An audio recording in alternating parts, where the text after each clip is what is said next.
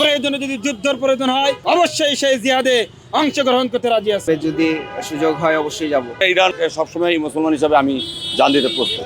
America হলো বিশ্বের মোড়ল, তারা সারা বিশ্বে নিয়ন্ত্রণ করে, কিন্তু তারা শান্তি চায় একথা বলে মুসলিম দেশগুলোর উপরে নির্বিচারে যে হামলা চালাচ্ছে তখন তারা চুপ থাকে, কিন্তু যখন অন্য ধর্ম মুসলমান ছাড়া অন্য ধর্মের উপর যখন হামলা হয় তখন তারা সংখ্যালঘুদের উপরে হামলা বলে মুসলমানদের উপরে সন্ত্রাস এবং জঙ্গি দিয়ে আখ্যায়িত করা হয়।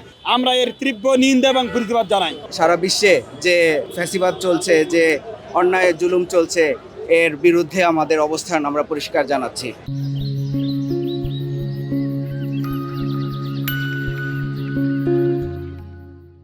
যদি আমাদের সুযোগ আসে, এটা আমাদের নেতৃবৃন্দ ভালো বলতে পারবেন, ওনারা যদি কখনো এই জাতীয় উদ্যোগ নেন আমরা সাথে থাকবো। আমেরিকা তো যেটা করছে এটা তো সঠিক না। তারা সবসময় মুসলমানদেরকে দাওয়া রাখার চেষ্টা করে, এটাই আমেরিকার পলিসি। তারা সবসময় এইভাবেই চলতেছে। ইরাকটা এইভাবে করছে, এখন ইরানটা যদি করতে পারে তাহলে তারা তো অল ইন মাঠে গোল দিবে একাই। ইনশাআল্লাহ ইরানের পক্ষে থাকবো এবং ইরানকে সবসময় মুসলমান হিসাবে আমি জান দিতে প্রস্তুত। যেখানে একজন মুসলমান নির্যাতিত হবে সেই মুসলমানের পক্ষ হয়ে আমরা আন্দোলন এবং প্রতিবাদ করতে চাই।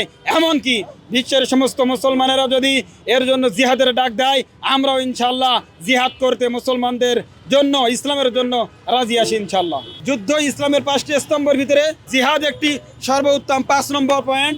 প্রয়োজনে যদি যুদ্ধের প্রয়োজন হয়, যুদ্ধের যদি ডাক হয়, আমরা বাংলাদেশ থেকে মুসলমানেরা অবশ্যই সেই জিহাদে অংশগ্রহণ করতে রাজি আছি। ব্যক্তিগতভাবে তো আসলেও যাওয়ার সুযোগ নেই আমাদের, সামষ্টিকভাবে আমরা কাজ করছি এখানে। আর ব্যক্তিগতভাবে যদি সুযোগ হয় অবশ্যই যাব।